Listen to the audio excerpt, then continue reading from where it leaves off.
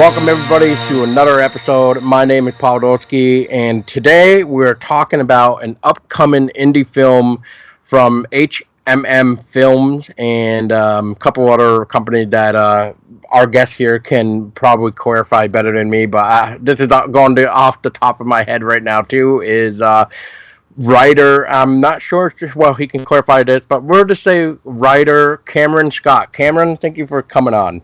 Oh, thanks for having me on. Appreciate it. Looking forward to doing the show. Definitely, man. I appreciate it. I'm trying to actually remember. I think it was last year is when I heard about Death Care, which originally was, I think, if knowledge remembers, the estimated date was supposed to be this year, but it looks like it got bumped into next year, actually.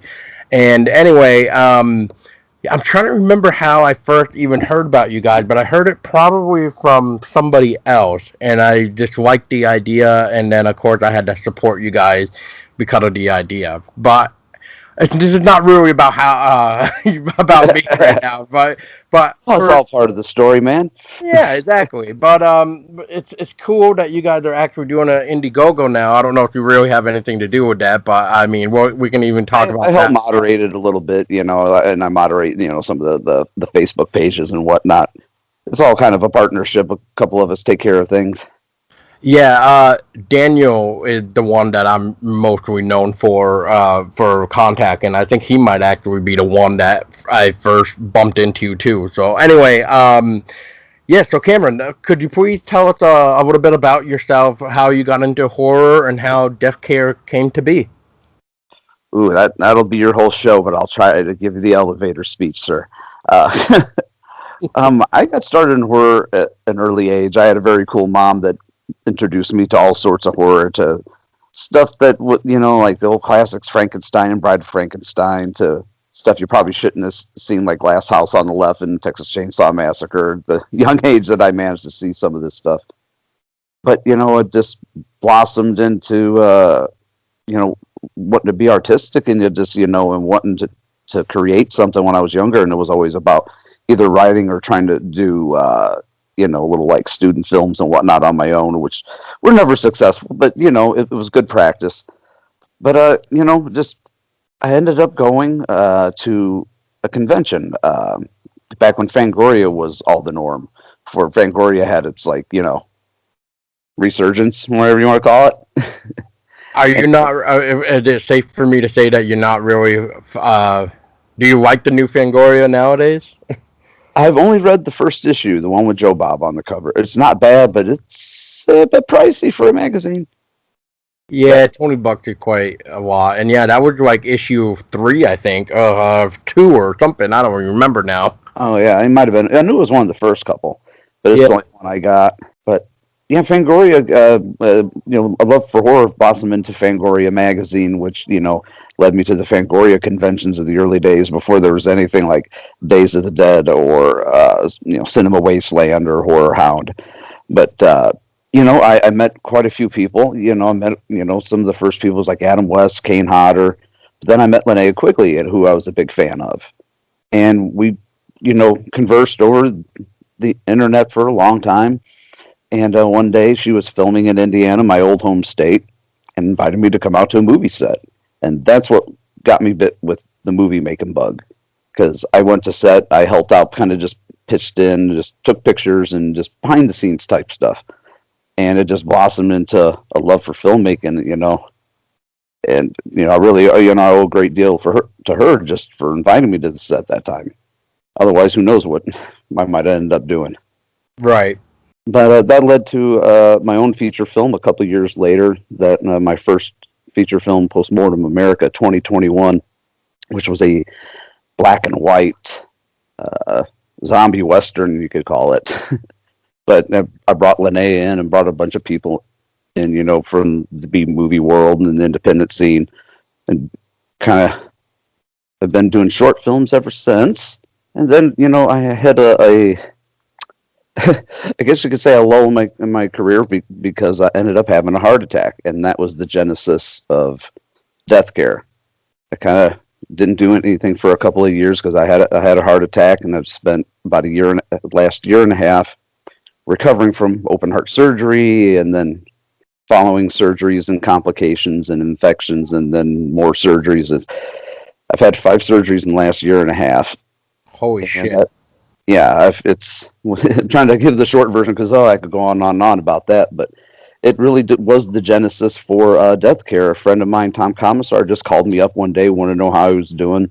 I had a wound vac hooked up and had a PICC line in my arm. I'm hooked up all this stuff at home, and I was under home nursing care, and I had run-ins with good nurses and bad nurses, and some that were really nice and did their job, and other ones were kind of like Nurse Ratched out of One Flew Over the Cuckoo's Nest. And he simply asked me, how I was doing. I said, well, my new, nurse is pretty cool, but I'm like, her replacement's coming up next week. I don't know what she's going to be like. And he's like, well, what would you do if she wasn't cool? I'm like, what do you mean? He's like, well, what if she meant you harm, wanted to kill you or hurt you somehow? And I'm like, well, considering all this stuff I'm on and hooked up to, I'm pretty helpless. I'd be screwed. And he simply said, he's like, there's a story in there somewhere, and there ain't nobody better to write it. He's like, you should write it. So I spent the next 2.5 weeks hammering out the script, finished it, and handed it back to him. And that was, it was all about a crazy doctor that dispatches this kind of gang of killer nurses to take out people that he's kind of like considers undesirable healthcare recipients, or basically people that are going to sue him for malpractice. So it's easier just to take them out than to cure them. Oh boy. Well, that doesn't sound too pleasant, and so it's safe to say too that it's based off of real, true event that kind of happened to you. It seems right because of Yeah, the different. inspired. Yeah, inspired. Yeah, I mean, because it's all ridiculous. It's just about killer nurses, and mad scientist type doctors, but it does center around a couple of characters that are recovering, just simple people, just regular people recovering from surgeries and whatnot, are kind of infirm and whatnot, but trying to fight for their lives for these crazy people. And Wow. it just kind of evolved. It was a big exaggeration on what I felt like I had dealt with. And it was just like this poor fella that had just been tortured with all these surgeries, and then there was more stuff. I'm like, okay, what would happen if a nurse came in and meant to kill him and to cause him harm? And like, how do you protect yourself when you're already, knocking on death's door? It's like all doped up and everything. Yeah, I mean, how do you even do something like that? You don't even know like what's really serious or not serious because depending on how whoopy you are, you're kind of like the wariest to everything's like funny, almost like laughing gas, but it's not yeah. really. You're like so numb that you just like, yeah, whatever. Oh my god. Like, Oh, why is she pulling out a knife instead of a stethoscope? What the, you know? yeah, exactly. Yeah. I mean, it sounds like it's a really fun movie where it's not well. It's not supposed to be serious, but at the same time, it seemed to almost have like I think I read somewhere about it's like a look at today's healthcare in a way, like in a weird way or something. Like, Yeah, it's just yeah, taking those kind of situations and just turning them on their ear, and just making them crazy and more exaggerated than they ever would be in real life, you know. But it's like some of the people are going to be like, "Oh yeah, that's the kind of surgery somebody would have if somebody had this condition." Like, "Oh, this is what would happen, physically if you accidentally say cut off an appendage. What would really happen?" Because we're trying to think of it in terms like of realism but ridiculousness at the same time. There's realism in like some of the lingo, some of the situations with some of the patients and whatnot, and then other aspects are just absolutely bonkers ridiculous. So it's just one of right. those. You're gonna see it, and it's when it happens, you're gonna be like, "Did I really just see that?" There's gonna be those moments where you're gonna rewind, but like they didn't really just go there. But yeah, we went there. Nice. So you're pretty much just dropping the pants and letting the ball show. Pretty much is what's going on here. You're Yeah, not really pretty holding much. anything back. Yeah. No, not at all. And we've completed our first shoot a few weekends ago. We're raising the funds on the Indiegogo to finish it with another shoot in November, and then the bulk of the film will be shot in about it like April, May of next year. That is at least the plan. Nice. So we should be seeing that around. I think I saw Halloween of 2020. Yes. that's kind of what we're aiming for, giving us Very enough cool. post production and all that jazz. What a nice little treat then for around the perfect holiday of just getting stabbed with a needle by Yeah, a nurse. it's good. So, I hope if anything to the costume world, it does something for the the line of outfits that they have for killer nurses. mm. Speaking of the killer nurses and stuff, you guys have a really, really amazing cast. Could you tell us a little bit of who you're really more excited for that you're able to have in your movie as a character as well? Well, we got so many people, and I'm always going to be horrible and forget somebody. So if I do, I apologize. A couple of the bigger characters are being played by a couple of actresses and friends of ours, to HM&M and my company, Quattroventi Scott Productions. They worked with us before. Julianne Prescott and Andy Noor are playing two of the main nurses, and there's some scenes with them that are just crazy. This, as a writer and have written for many years, I've never created anything like this. I've never created such a wacky script, and it's going to be amazing to for me to finally see them performing dialogue that you've written is a very edifying process. And Right. they got some great scenes and some great dialogue. But they play two of the main nurses. We got Maria Olson, who is in like the Paranormal Activity, Southbound. I got many more. I know she was in the new uh, I Spit on Your Grave, the official sequel, Deja Vu. Yep. Maria Olsen. Maria Olson. Yes, and then God, we got Lynn Lowry, who is, if you don't know who she is, I don't know what rock you've been under, but Exactly. but she was in the Crazies, I Drink Your Blood, and Cronenberg flicks. Worked with Romero and whatnot. Did Model Hunger, which is a recent indie film that I really like.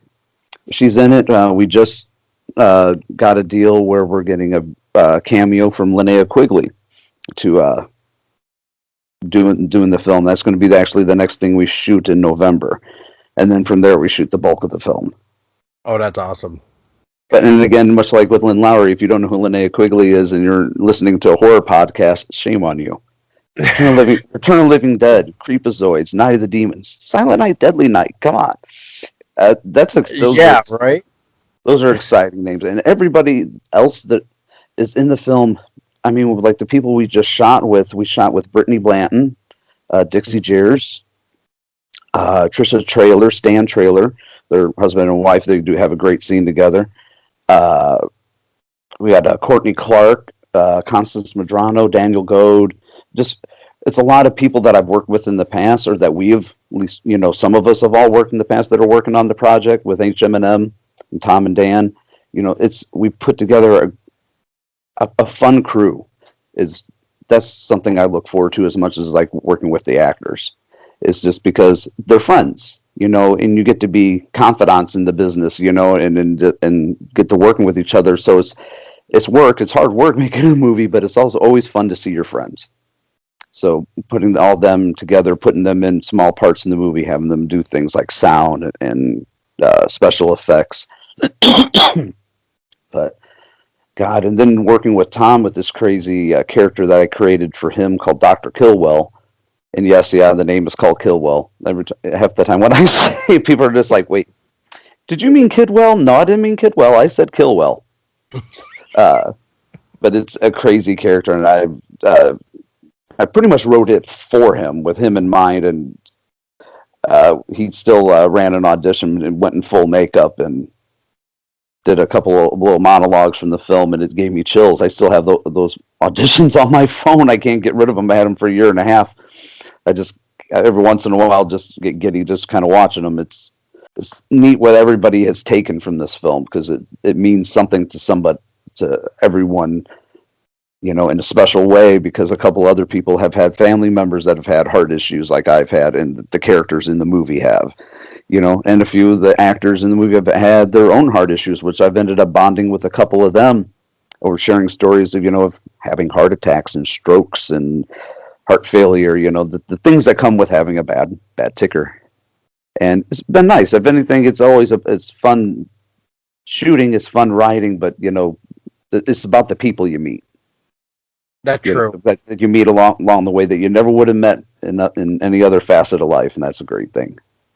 That's true. And, we always say that connecting with people is probably one of the greatest things you can do because not only do you become good friends with them, but you can learn so much by somebody, really, just by their experiences of what they have done, which they're like, oh, I shouldn't have done that, or well, maybe this would work better because it's just always cool to see like the type of oh man, what the word I'm looking for? Like the type of brainstorming or really anything that can come into play. And I mean, once you Well, become friends, it's just that much easier too. yeah, when you get together with some people, your brains just click and ideas just roll out, and other people, it's like it's trying to pull teeth, and that's why I've been having so much fun making this film and just writing it and writing it with Tom and Dan. That it's just fun spitballing because they see things in the story that you might not have seen, or you see it from angles that they're not looking at, and you get bigger and better and crazier ideas. That's true. That is very true. And just out of curiosity, do you guys have an idea of how long this film is gonna be? Like is it gonna be like an hour and a half or two, somewhere near 2 hours? What do you guys We think? figured somewhere in the middle of that, about like an hour 45 minutes. Okay, that's actually pretty good, pretty cool. I mean, I mean, yeah, I think that's pretty much like a really good length. It might be for some a little bit lengthy, but Yeah. you got like a lot of, like I said, and like what you were just saying too, is like we got a lot of good characters here and a lot of great actors where there's no way in hell you could probably fit all these people in like an hour and a half minute anyway. So Maybe a little less, but it definitely won't be anymore. I wouldn't think. Just given the page length of the script, I would guess 95 minutes to an hour 45. It's all an estimate. You never know until you really get into editing. You might have a that's little true. more on your hands. You might have a little less. That's very true. Now, what has been the hardest thing for either you or anything like really helping to get this movie off the ground? The two main things, if I could narrow it down to two things, I would say one is my ongoing health issues has played a big part in slowing things down because there was a time we were supposed to shoot a couple of months ago. I had another surgery, and I just simply couldn't do it. I had to have a defibrillator put in, and then consequently taken out 5 weeks later. So that's another story. Wow. Yeah, I've been through the ringer. So it's just setbacks like that, and beyond that, it's just trying to raise the funds to shoot it correctly. We've so far shot the opening scenes. We got a great new Blackmagic pocket camera that we've started using on it, so it looks sweet. It looks really good. It looks better than anything I've ever shot before or ever been a part of before. But Wow. that's all thanks to Tony Walters, our DP. He's the one who got the camera set up. He got us set up with and he's pretty amazing with it. Very cool. Now, unfortunately, this is like my first time ever hearing about you, so I apologize for that. But that's what Oh, happens no with the problem. indie world. But I'm looking at some of your titles here, like the Collective. You got Graveyard Blues, which is a short, and another short called the Exile. Graveyard Blues. Now I'm curious about that. That's a really clever title. What's Graveyard Blues about? Graveyard Blues is about a woman who is a part of a religious, sorry, stuttering here, religious sect, and she's it's kind of it's my ode to like Lovecraft and Poe. So Ooh. that kind of era stuff. It's shot in black and white, a lot of black robes, a lot of candlelight, but it's basically about a woman who is part of a group or a sect that feeds the common folk, feeds people to this ancient beast that kind of lives underneath the graveyard. So they just drag up bodies every month, and it's about her last hurrah with the monster, which is very Cthulhu inspired. But it was actually the first thing I ever shot and like had produced and put on DVD and whatnot. Wow. Yeah, it's about 10 minutes long. It was part of something called The Collective that I was a part of for a couple of years, which was a series of short films. It was put out like on, I think, 7 separate DVDs, but it was all 10 short films by 10 different filmmakers, each of them 10 minutes long, but all based off the same idea. Hmm. So, like, the first idea was just called The Meat Eater, and that was the idea that I came up for it. I mean, the next one was called The Box, and the box could be, whatever you want. And the third one was, I believe, called 10 Minutes to Live. So whatever, it was always, you had free reign to do whatever you want, but those were the parameters. One short film had to be about 10 minutes long within about 30 seconds of that, and had to be about the synopsis. It was really fun to be a part of for a while. Well, this actually does sound like fun, and I'm a big like Lovecraft fan. I freaking like have a book that supposedly says it has all his works in it, but you just never know for sure. But I mean, it's got a pretty good like list of what is there. But I mean, Lovecraft has always been one of my favorite type of author just because of his weird ways of telling a story.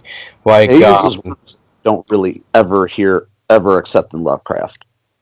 wow, You know, yeah. Well, look at like Poe. I mean, he sometimes Poe doesn't even get the credit he should get too. Or I love it when they try to compare Poe to Lovecraft work or vice versa, and oh god, so it's just I don't know. I don't know. If I had to pick though, for sure, I think I would have to go with Lovecraft over Poe.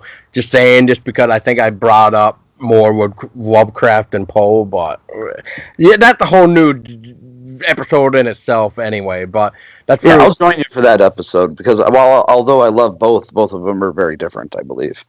yeah, that's what makes them both great, though. That's why you can't really compare the two. But yeah, like I said, that's a that's a whole new thing. Poe was about death and loss, and Lovecraft, in short, was about ancient demigods coming to take over the earth. Yeah, which I don't understand why people have tried to compare those two, but whatever. Yeah. But is there any way to see Graveyard Blues anywhere? Is it like available on? It's available on the Collective. I don't know where to get them anymore because it's been about Looks like 6 years 8 years. actually. Yeah, since they've come out. I have copies of it on DVD still. I probably have about 20, 25 of them. Anybody wants them, they can just contact me on Facebook, Cameron Scott. I'll hook them up with a DVD. I'll hook you up with one. Ain't no problem. Yeah, I appreciate it. It just sounds fun. So I can't It wait. was. I'll have to I'll have to take a look at this collective thing too when we get done. So Yeah, there was uh, 7 of them. I think I was involved with at least 6. Because wow. there was a couple of films, a couple of times where I worked on multiple films that, like one I directed, then another one I wrote for somebody else, and then another one I acted in. It was like everybody kind of knew each other, so it was a good way for independent filmmakers to get their stuff out at the time, when, it was a little more difficult to get your name out there. And it kind of stretched your chops a little bit because all of a sudden it's like, okay, I'm not in control of this anymore. Like, what is the next chapter going to be? Like, when it went to 10 Minutes to Live, my mind just like sprung with the possibilities. I'm like, oh god, I instantly have like 20 ideas to do for that. Nice. Yeah, no, yeah, creativity is like probably one of the coolest things because we can take something and just create some type of way to show a story, even if it's based on true events or just to have a good laugh or whatever. And then it's just I don't. I'm trying to figure out where I'm trying to go with this, but I mean, it's nice to see originality too because I don't know about you, Cameron, but I'm kind of getting sick and tired of hearing like reboots and remakes and all this other crap. But I mean, yeah, I, I end up disliking about 3/4 to 90% of them, to be honest. There's a rare occasion where there's one that was like, wow, that was really good, like. like, I don't know, Hills Have Eyes. I thought was the first one was a good remake. The first Dawn of the Dead, when they remade that a second time, I think, and then the other ones, the Day of the Dead, both of those remakes. Oh gosh, so bad. Yeah, I'm with you on that. I hate about 90% of them, to be honest. I guess I'm a curmudgeon old fart that way. It's kind of like, get your chocolate on my peanut butter. My peanut butter's just fine. He put chocolate in my peanut butter. Oh God, there we go. Oh man, that reminds me of that goddamn scene in a cartoon that I watched. Anyway, uh, freaking if you know Family Guy, you might get the idea of what Yeah, I'm talking about. yeah. He put chocolate in my peanut butter. He put peanut butter in my chocolate, and then the officer that shows up is named Reese's, and then yeah, it's just freaking ridiculous. But yeah, no, For that one. it's just I just find it that like once you get used to knowing the classics when you're a young kid or whenever you got first introduced into horror and stuff, like not to keep telling the story too, but I think it's been a while, but I think it has. But anyway, like to tell you too, Cameron, is like my first ever horror movie that I got into was when I was probably 7 or 8 years old, and I snuck downstairs of my old like parents' house, and like trying to like hide behind a little wall that we have because like there's like a little doorway entryway whatever you want to call it that goes into the living room at our old place, and they were watching Bram Stoker's Dracula where it was the werewolf scene in the One, right? table. Yeah, so of course, as a kid, I'm just like watching it for 10 minutes, like, and it's just like I don't know if I should be watching this. So I like went back upstairs, and yeah, I mean, That's it's probably just the worst time as a young kid to probably walk into that movie. yeah, exactly. It's like, oh, this is what this movie's about. Well, I'm going to go back. I'm just going to eat my chocolate chip cookie and just not think about what I seen.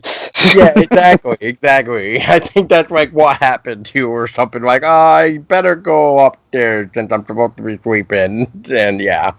But then later on down the road is when I found out it was Bram Stoker Dracula. So it's just like, oh, geez, My first movie memory was seeing Fulci's Zombie, believe it or not. That I know I've seen movies before that, but it's the first one I remember seeing. My mother had taken me to the drive-in to see some movie. I don't remember what the movie was that we were supposedly going to go see, because there was 3 screens at the drive-in, and I remember having my face plastered to the driver's side window, or the passenger side window, I mean, and just staring out the screen at all the yuckiness that was happening in Fulci Zombie. So if you've ever seen, Fulci, you know he can be a bit gruesome. So I remember that damn eyeball stabbing scene, and that's what I remember. I was just like, I don't know what I just seen, but I'm like, I know I want to see more of it. As twisted as that sounds. I think that's like kind of like what I said too. Like, what the hell did I just see? I want to see more of this or something. Like, it's just so weird when you first get introduced to something like, especially at a scene like you said that I kind of barred into that scene where you're like, I don't know if you should be seeing this, but yeah, exactly. I don't remember what we were even. She was taking me to see at the time, but I remember seeing Fulci. I remember seeing Zombie. I mean, it might have been like something mundane like E.T. or Benji, or something like that. But I didn't remember that shit. Oh, pardon me. I don't know if you can curse on Oh, this you show. can curse on here. I just haven't cursed I yet because I slipped. haven't heard you say anything yet. Yeah, I slipped. Sorry, but yeah, it's. Oh, I don't care. But yeah, it just burned into my little brain. Is probably why zombie movies is one of my 2 or 3 favorite genres. Hmm. Well, yeah, I mean, we all uh, find something that we love and stuff. Like for me, it's got to be the Alien franchise. Well, the Alien franchise that I guess I would say I like is like 1 to 3. 4 is kind of just like what the hell is going on here, and like Alien versus Predator. I just think of those as it's definitely its own universe. I don't even look at it I don't as consider it canon. The only thing that made even the first one canon to me was having Lance Henriksen in it. Yes. It's like the only thing that like links it up at all. But yeah, I was not a fan of that or Requiem. Requiem, yeah. Oh God. But Pred Alien. Oh man. Wow, my God. What are they gonna think of next? I don't want to ask those. I've stopped asking questions like that because I usually get answered like, "What would happen if they remade this?" I wonder what would happen if they made a sequel to this, and then like all of a sudden, oh, they're remaking Night of the Comet. Oh, they're doing a sequel to Critters and Leprechaun that's within the timeline. I'm like, what? What? I'm just gonna stop talking. I'm like every time I like say something, I would wonder if this had happened. It just magically is like next thing I know, it's like on Dread Central, bloody disgusting. Oh, like great, that's already happening. Like, no, I don't want to see this remakes and stuff like that. Some of the news is great, but some of it's just like, no, no more remakes. Yeah, that's like oh man, that's like Sharknado. Like who just sit there and just go, what if we take a tornado and just put sharks in it? And then it's just like, man, what are they gonna think of next? And then you hear coming soon, Clown NATO. What? Clownado's brilliant though, man. I've seen it. I saw it screen a couple of months ago. It's absolutely brilliant. It's a Is it really? great. It is. If you're not a fan of Todd Sheets, then you should be. He Okay. makes excessively gory movies, excessively crazy, cheesy movies, but they are fun. They're not. Some movies are just bad, but Well, some of them yeah. are so bad good. This is even to a different level. He's one of the few guys out there that has made it a true art form. It's really good. I couldn't recommend it more if it comes out. Give it a shot. I actually love crazy shark movies. Actually, when I want something mindless to watch, like it's the equivalent of, like, like you're gonna have a steak or you're gonna have a hamburger. Both are good, but it's like sometimes you need a quick hamburger. I was just watching something like this morning in the background while I was writing called Post Apocalyptic Commando Shark. It was just on Prime, and I'm like, I know that I know a dude that like helped make this. I'm like, I want to give this a shot, and then I ended up finding that I was watching the movie more than I was actually getting things done in writing. Oh wow. So it's like, okay, I'm okay. I'm like, I'll have to watch this later when I like, you know, usually when an idea hits me, I like to get it down and just on on paper, so to speak, Yep. before I forget it. I Yep. was like, nah, this one was so good it distracted me. Wow. Wow, that's pretty good. Yeah. I mean, I remember one that I saw where it was like sand sharks, then there's like an ice shark, and then there's like a house shark, and then what I was the saw other? House Shark too. And I then saw. what was?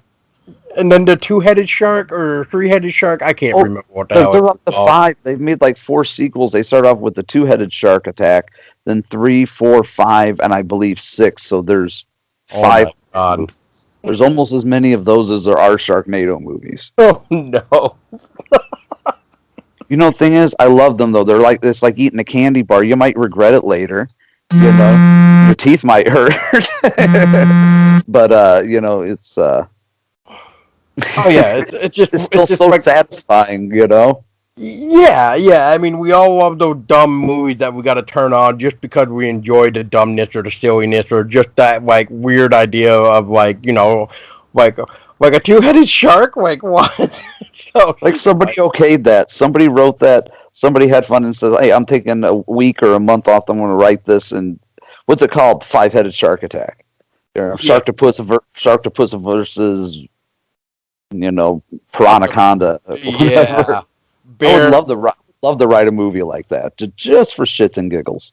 Yeah, yeah. Those are. I haven't seen those yet. Like the shark the poster versus whatever. But I'm just like, what the hell?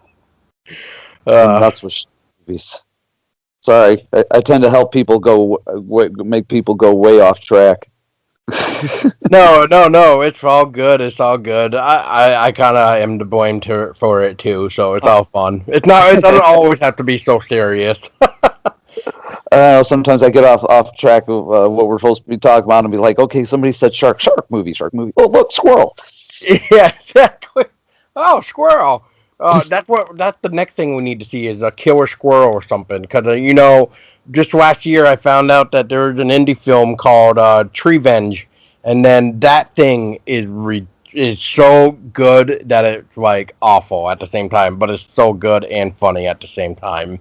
I don't know if you ever heard of it. Treevenge. It's on YouTube. It's freaking ridiculous. It's like It's like a a short film, like 20, 30 minutes long or something like that, isn't it?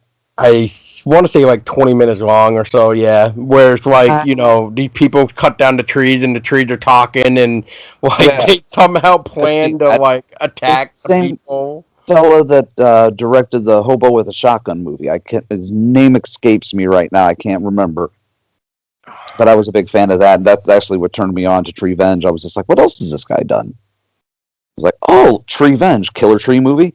It's kind of like Rubber, a movie about a killer tire. I was like, okay, I'm down. That movie. Don't Do you, like that movie, do you? no, I thought it was freaking hilarious. I remember just seeing seeing it, and I'm just like, what the hell is going on here? It's like we get an audience watching the tire, and then the tire comes back to like blow them up too eventually or whatever. I forget exactly, but it's been so long. Tire But blew him up psychically with his mind. yeah, If and that, then if doesn't yeah. tell you what kind of fucking ride you're in for. Oh my god. Or we should might as well just say, how about the beginning when we just see the bunny rabbit staring at the tire and the tire just shakes and then boom. I know. I the first time I watched it, I was like, did I miss something? Like, are they going to cut to a guy with a high-powered rifle, and then like he blew the bunny away, and it's not really the tire? Because I'm like, they're really going to go here? I was like, I mean, it wasn't And that I they wasn't did. sold. I was just like, they're really this. That I guess this is really what we're in for. Let's keep rolling. Get more popcorn. Fuck it. Exactly, exactly. No, I thought it was really fun. So anytime somebody had to bring up like what's the most ridiculous movie you ever seen, I gotta tell them like at least two titles or three titles at least. The first one is definitely always gonna be Thanksgiving, Thanksgiving. and Good. and Good and choice. then Rubber, and then the third one I would say would be Zombievers. Zombievers. Yeah, that's a weird one. I like it, but it's definitely odd. Yeah, exactly. That's why I gotta throw it on the list every time somebody asks me the weirdest one. I don't know. Maybe it's just because of the weird beaver practical effects things. I just don't know. I don't know. Usually, I just suggest anything by David Lynch. I'm like, if you want a mind screw, you want a complete mind screw, just watch anything that man's directed, Oh boy. because you're not in any sort of reality whatsoever. Well, It's great. Oh, then I'll add to the fact of that's like saying go watch Thanksgiving number 3. They actually skipped Thanksgiving 2 to go to number 3, but there's a reason for it because Thanksgiving 3 is about Turkey who is trying to find the last copy of Thanksgiving 2. But oh my god, the new character that they like add to it just makes it that much more like what the fuck am I watching? And the best part is there's like a sounds drinking great game though. for this too. So yeah, so you can get plastered and watch it. That's great. That sounds great. I'd have to Oh, it watch is. that. I didn't know there Oh, was a three. I actually know. Take it back. I didn't know there was a three, but I was like, well, I can't seem to find part two. I don't. I guess I never put put the two and two together. That like, oh, there. No, that is the two and two. There is no part two. So well, yeah, now I I know didn't that. know that either until I bought the oh god, what do they call it? The complete series or whatever they call it, where it's just 1 and 3, and it says somewhere like this is the first film that actually skipped over the sequel just to go to the whatever you want to call it. Third, the third installment And or whatever. yeah, but I think they had like a technical term for it, but whatever. But yeah, that's pretty much what it was, and I'm like, oh, that makes sense because in 3, Turkey is going after number 2. Okay, I get it.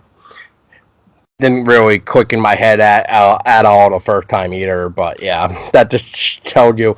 And I then that, the scary and then the scary thing, real quick, is have you seen that guy's latest movie? After you've seen like Saint Killing, but have you seen like his latest film? It's called The Headhunter. It's no, so much better than Saint Killing. It's like, oh my god, dude, you went from this to this. Like this is incredible. no, I've never even heard of it. I mean, I remember the movie Headhunters, like from the '80s, but Yeah, Oh man, I'll have to send you the trailer later. But yeah, it's yeah, called The Headhunter. just It's the about Headhunter. I'll find it. Yeah, it's about this guy that lost his daughter to this monster, and so like this guy goes after like the monsters or whatever. But the only trophy quote that he's missing unquote is the monster that took his daughter away from him. Ah, okay. Excuse me. But yeah, that's a very interesting film. Like when I found out who was behind this headhunter one, I was like, really? I was like, oh my god, I never would have saw. I never would have saw it. So it definitely took me for a surprise for sure. Well, and I know there's a word for what you were saying too. The when they skip a kind of an episode, and Yeah, the skip a chapter. sequel. Yeah, I just can't think of 'Cause, it. like Robert Rodriguez did it with his mariachi trilogy. He pretty much like skipped part 3 and went right to part 4. Yeah, What yeah, they call that. yeah. I'll have to look it up, and then I'll probably have to be like, this is the word I'm probably was looking for. But yeah. But Hobo with a Shotgun, that was by or directed by Jason Eisner, I want to say, Okay, and that's not right. yeah, and then the writer was John Davies. So, and yeah, wow, $3 million budget. I did not really know that.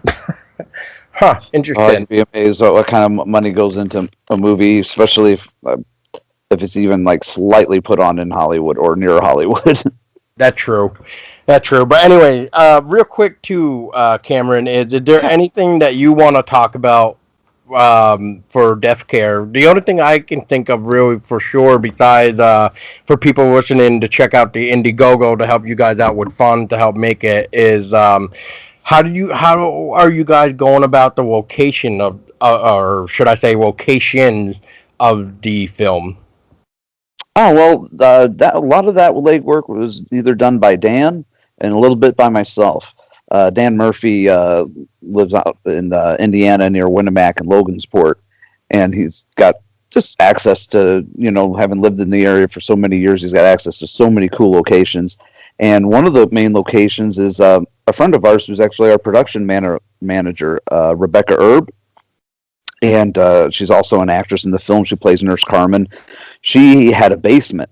They had a whole like sub room that we painted and made to look like a hospital, like a little sub room that looks like got a little hallway leading up to a room, and it's got a little operating room. And I say operating room, but it's more or less like a torture chamber. But but yeah, we Tony Walters and Dan Murphy both spent some weeks painting and organizing and moving stuff and getting equipment together with Rebecca and setting that up in her basement. But one of the main locations we're looking forward to is shooting at is a place called Ashmore Estates. Ashmore Estates is was a real I guess it was like a convalescent home or an old folks home. I'm not really sure the history of it 100%, but it was kind of used as a mental asylum and whatnot in the early 1900s. Well, it's now like one of the like most like haunted and paranormal buildings in Illinois. I believe it might be the most haunted building in Illinois. I'm not sure. I'm not 100% of that. Don't quote me on that, but I know it's up there.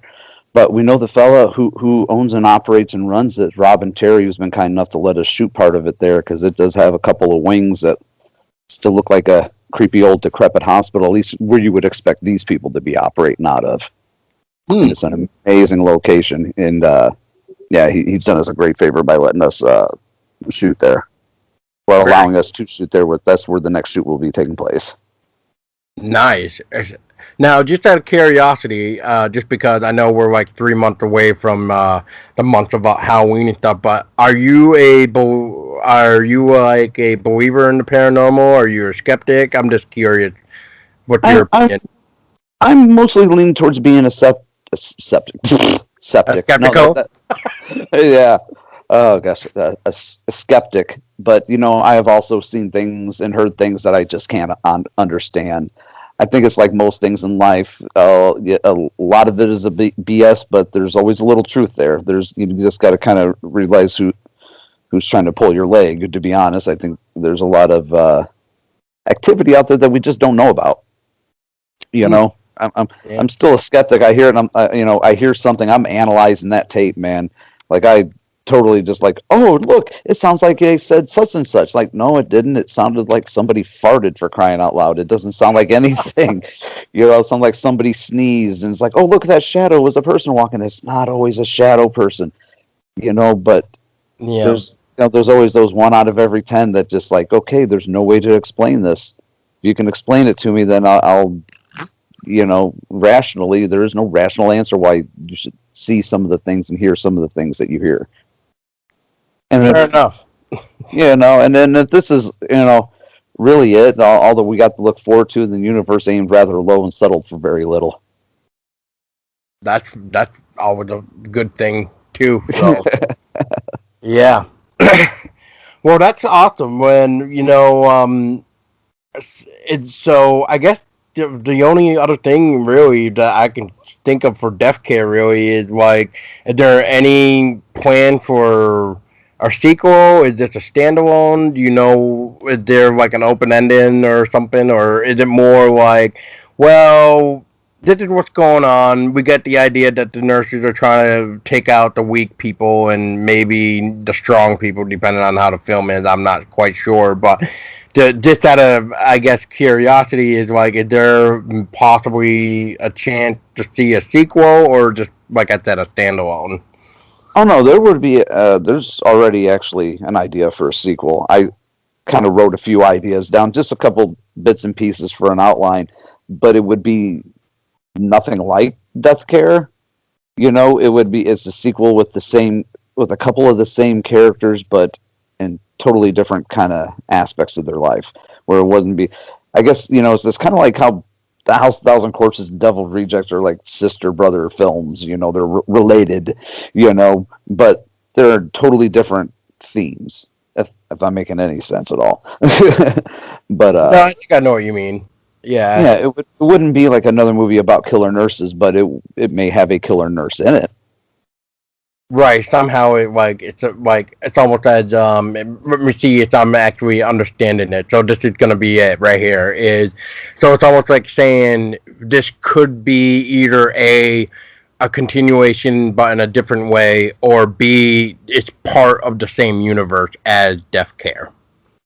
Oh, it's part of the same universe. It's still part of the same universe, definitely, because it all deals with the fallout and the aftershock from the events of the first film. It's basically kind of like the few people that are left, about them picking up the pieces later, Ah, and kind of going on with their life. Like this episode of their life is over. Here's the now next. it's on to the next one.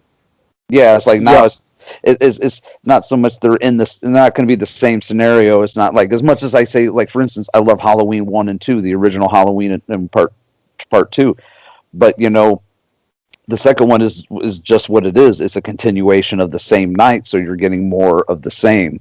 It'd be kind of the opposite. You would be getting more of the same characters, but a totally different film. The idea that I came up with. I'm not really like saying much about the plot, because it's all still kind of up in the air. Which characters are going to live and which characters are going to carry on and whatnot. But I think it's a neat Mhm. idea.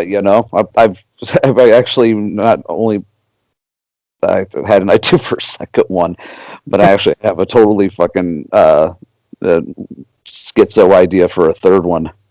Oh, geez. Well, just hopefully it's not. If you do continue it, hopefully it doesn't end up like Wrong Turn series, or Oh God. even like Saw.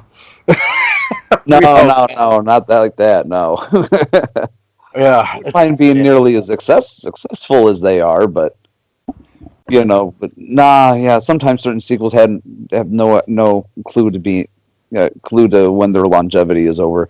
I'm just taking it one movie at a time. It's always neat to kind that's of what keep we're an doing. idea, an idea in the back of your head, because there's many times I've thought of ideas for sequels to like Postmortem America 2021 or one of my collective shorts, and then I would in turn use that idea but turn it into an original idea. So it's like it may Death Care may stand to be the standalone film, but the idea for the sequel I might end up using for a totally different idea altogether. But anytime I have an idea, I write it down because I never know when it's going to, be useful.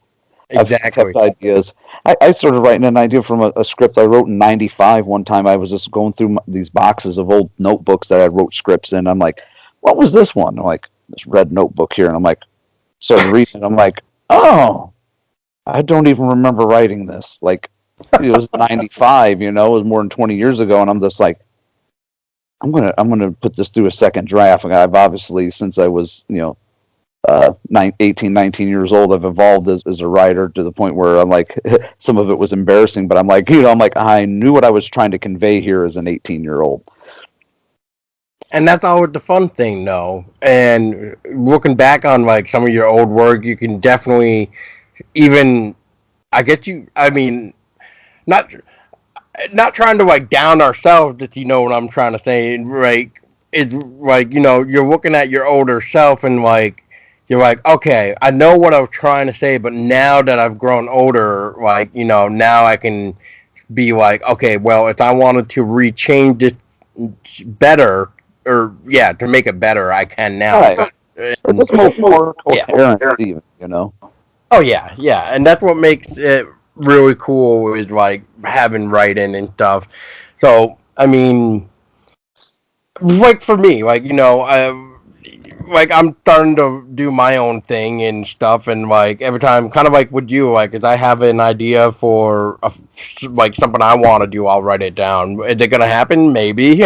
I mean, it's just one of those things where time. It's really, I guess, time and money, or money is time, and all Yeah. that other good stuff. But If we yeah, could all just afford to be independently wealthy and be able to create just art in any way of expression, whatnot, that would be great. But it's a perfect world, and then type of idea, and this ain't a perfect world. It'd just be nice if that would work out. yeah, no kidding.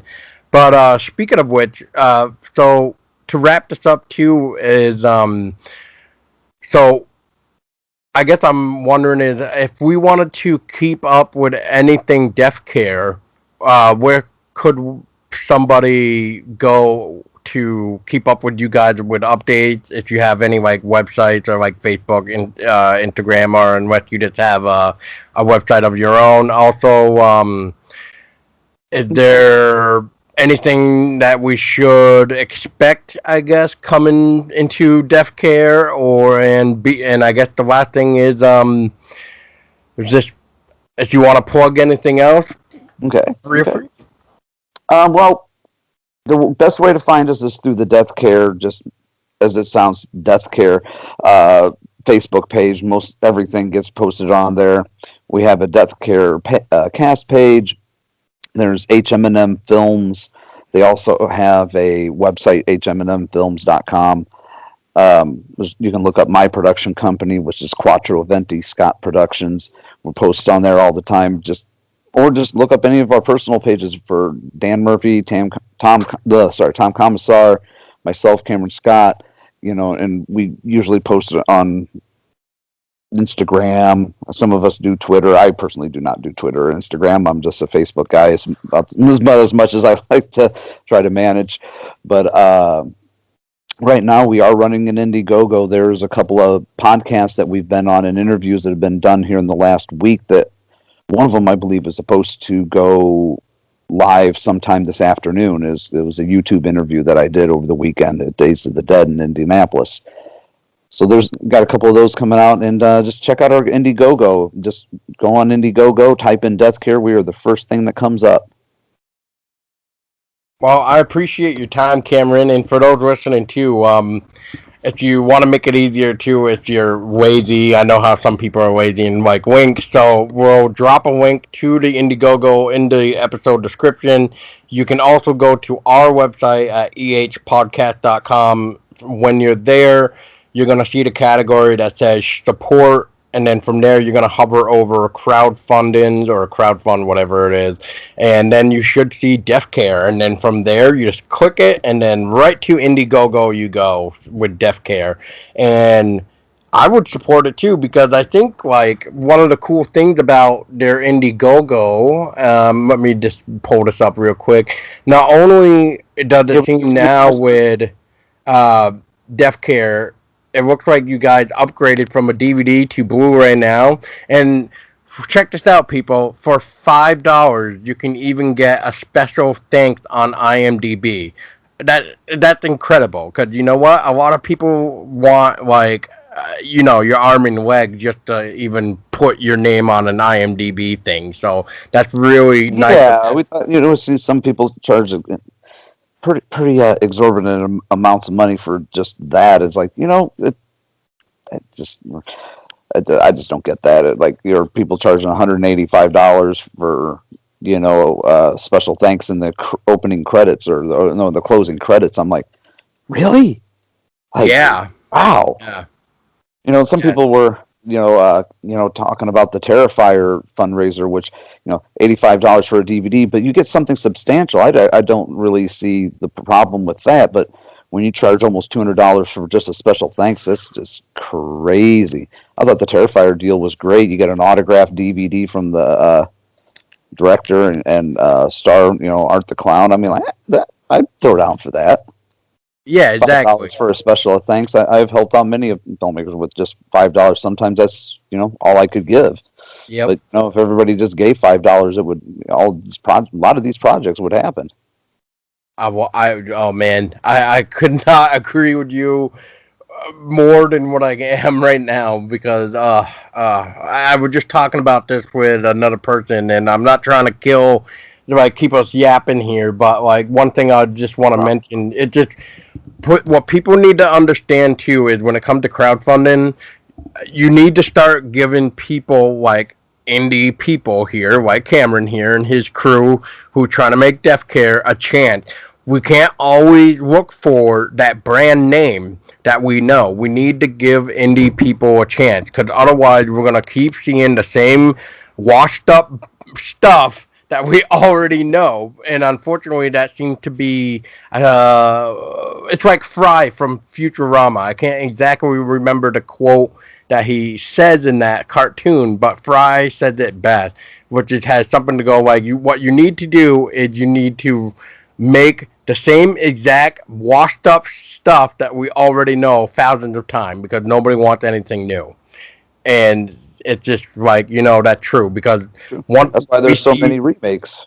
exactly, and it's just and then that's why when people like me and Cameron, we want the originality. If not more people, we can't get the originality because nobody is giving new people a chance to shine on their new stuff either. And even if it's just $5, I mean, everybody can afford $5. I mean, come on now. Yeah, I always say if you sacrifice just a pack of cigarettes or whatever, if that's your vice, or if your energy drink or coffee in the morning is your vice. If you some people get 2 or 3 of those a day. If you just sacrifice just one coffee, Yeah, it'd be exactly. cool. Yeah, exactly. But And we've been doing pretty good so far. I've got confidence that we're going to make it. It'll be a long road, but we'll make it. well, you guys got 53 days left, and I mean, you got a really flexible goal of 5,000, and I mean that. And where you guys are now, I mean, yeah, it seems like a slow start, but it will eventually pick up. And it's just all about getting your name out there too, and just getting the word out there. Because you guys originally were actually doing like PayPal donation that way, and then now, I believe, yeah, this is your first Indiegogo campaign. I don't know if you guys were ever on Kickstarter, but I know this is like your No, first no. actual campaign. So I, This I is the first definitely actual campaign. yeah, I definitely give you guys a lot of props, and I just can't wait to see what you guys are making. And yeah, just can't wait for next year. Oh, thank you, man, and thank you for having me on. I haven't done a Skype interview for a long time. I was like, I don't even know how to use my Skype anymore. But it's been fun. It's been good shooting the breeze with you about horror. It's nice to find Yeah, somebody with like minded opinions on horror genre as it is today. Right, right. I feel the same way, man. And we'll definitely have to even have you back on just to even talk horror in general. It doesn't even have to be about death care. We can just find something else and just butcher it or just talk about it. Either way. So, Yeah. Have me. Ask me to come on anytime. My days are hard to fill sometimes, so I get bored easily. I need stuff to do. So yeah, no, I'll shoot the breeze about horror any day of the week with anybody. well, hell yeah, man. I'll definitely reach out. Definitely. Yeah, cool. All right. Well, yeah. On that note, Cameron, thanks again. I don't want to Thank take you. up any more of your time, and for everybody else listening, make sure, like I said, go to Indiegogo, type in Death Care, should be like the very first thing that pops up. Click on that bad boy, and just donate that $5. That's five $1 copies a week that you can just sacrifice just for an IMDb credit, or Where can you find a coffee for $1? I want to shop where you're shopping, man. Cumberland. Cumberland, man. Cumberland Farm, that gas station. They usually sell coffee for like 99 cents. God, I gotta find one of those near me. Well, Sorry, I thought it bad would be joke, bad everywhere, joke. but I guess not. Oh, damn. And you're out of where? I'm out of Vermont. Oh, okay. I'm in Illinois, so it might be just a different chain out there. Yeah. Out here, it seems like you can't touch a coffee for under about 250. If you're lucky on sale. But Wow. $1 coffee, man, I might like save more money in gas just driving out there to get a freaking cup of coffee. Yeah, it's like any size for $1 or something like that. I'll have to even double check that, but yeah, I just know it's like 99 cents for a coffee at Cumberland Farms. That's awesome. See, I'm the king of getting us off track talking about stuff like coffee. Dude, I love coffee. So I mean, coffee is my blood. So, There you uh, go. yeah. But on that note, yes, Cameron, thank you again. We'll definitely have to have you back on, even if just like rambling minds and stuff. And I think I know the perfect guy that would probably be good for this too. Who like to, it's kind of like you. Like once he hears something, he takes us to that route of the road, and then forget about what we talked about for like Then we ended up 20 having a minutes. 10-minute conversation, about something totally unrelated.